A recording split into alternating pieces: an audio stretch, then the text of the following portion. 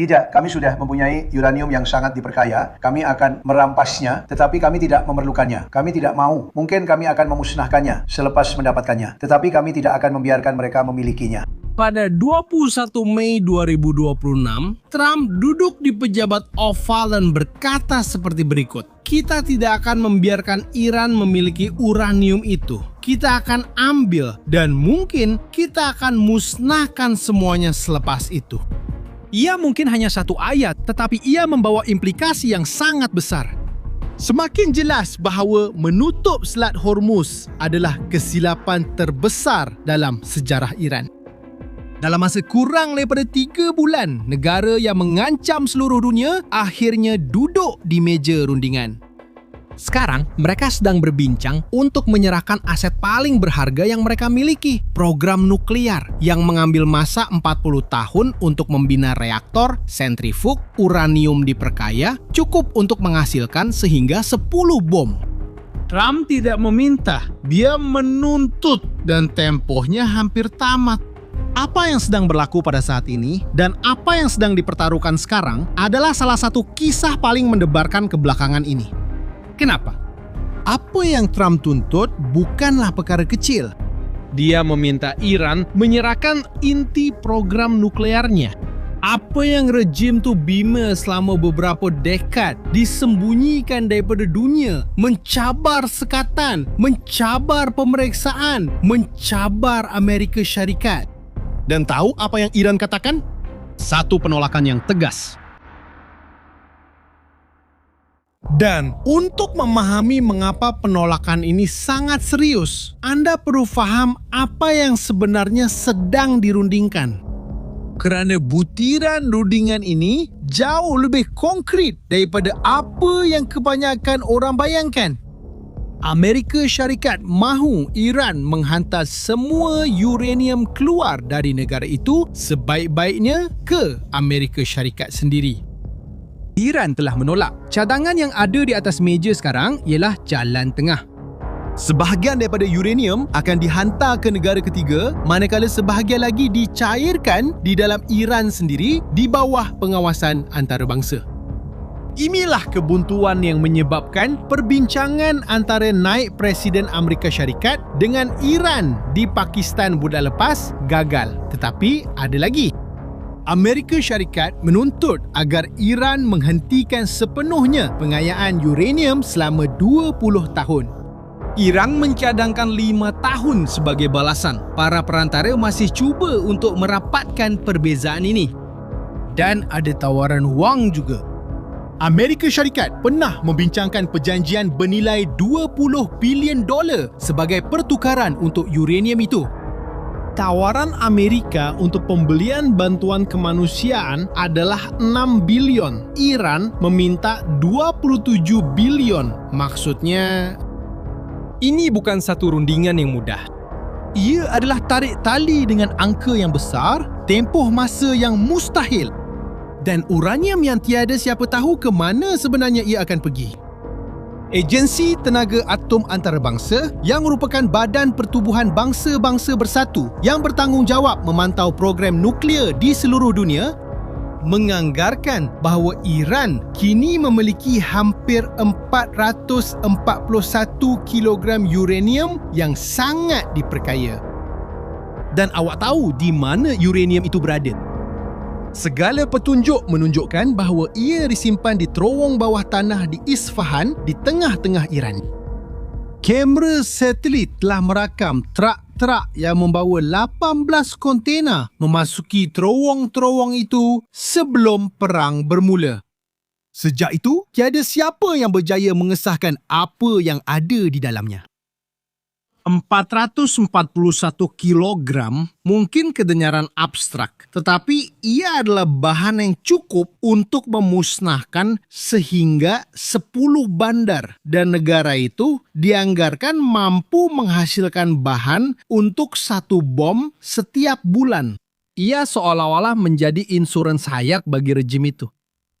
Pemimpin agung baharu Iran yang mengambil alih selepas kematian Khamenei pada awal konflik telah pun bertindak balas dengan 1 dekri. uranium itu tidak akan keluar dari negara, tidak akan diserahkan kepada sesiapapun. Dua pihak, pendirian yang bertentangan, dan satu rundingan yang berada di hujung tanduk. Tetapi, sementara semua orang membahaskan tentang uranium, sesuatu telah berlaku secara senyap-senyap dalam beberapa hari kebelakangan ini yang telah mengubah percaturan. Minggu lepas, Trump telah membatalkan serangan ketenteraan yang dirancang untuk berlaku pada hari Selasa. Sebabnya? Rundingan serius sedang berlangsung. Rundingan yang diperantarai oleh Pakistan. Sebuah negara yang muncul sebagai saluran diplomatik utama antara kerajaan Amerika dan kerajaan Iran. Rusia malah sudah menawarkan untuk menyimpan uranium Iran sebagai sebahagian daripada perjanjian. Tetapi, sehingga kini, tiada apa-apa yang telah diputuskan. Pada hari berikutnya, Trump mengumumkan bahawa Amerika Syarikat berada di peringkat akhir untuk mencapai satu perjanjian dengan Iran. Peringkat akhir. Selepas berbulan-bulan perang, sekatan dan Iran yang telah mencuba segala-galanya untuk bertahan, tetapi kali ini nampaknya sesuatu telah berubah. Selat itu mula bernafas mula. Dan uranium menjadi satu-satunya halangan sebenar untuk Iran mencapai satu perjanjian. Pada 20 Mei, sesuatu berlaku yang tidak pernah dilihat sejak permulaan konflik. Kapal tangki minyak super dari Korea Selatan telah melintasi Selat Hormuz bersendirian di sebuah laluan yang sehingga beberapa minggu lalu merupakan zon perang di mana kapal-kapal telah diserang, dirampas, ditinggalkan. Dua kapal tangki super dari China turut menyeberang bersamanya. Harga minyak merudum mencatat kejatuhan terbesar dalam tempoh lebih sebulan hanya dengan berita ini. Dan ini penting untuk anda juga. Kerana apabila harga minyak jatuh di luar negara, sekarang harga petrol di sini juga terjejas. Tetapi selat itu masih belum benar-benar dibuka. Lalu lintas masih jauh di bawah paras normal. Iran masih mengekalkan zon kawalannya yang aktif. Mereka malah mengenakan tol kepada kapal-kapal untuk membenarkan mereka, lalu dengan bayaran dalam Bitcoin. Betul tu. Tapi isu uranium masih belum dijawab. Sekarang saya tahu ramai yang tertanya-tanya pada saat begini. Kenapa Iran tidak terus menyerahkan uranium itu? Nampak jelas bukan? Jawapan untuk soalan itu lebih suram daripada yang disangka.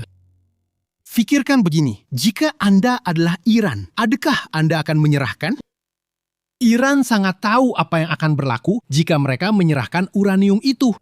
Tanpa uranium itu, rejim tersebut kehilangan satu-satunya hujah yang menghalang serangan muktamad.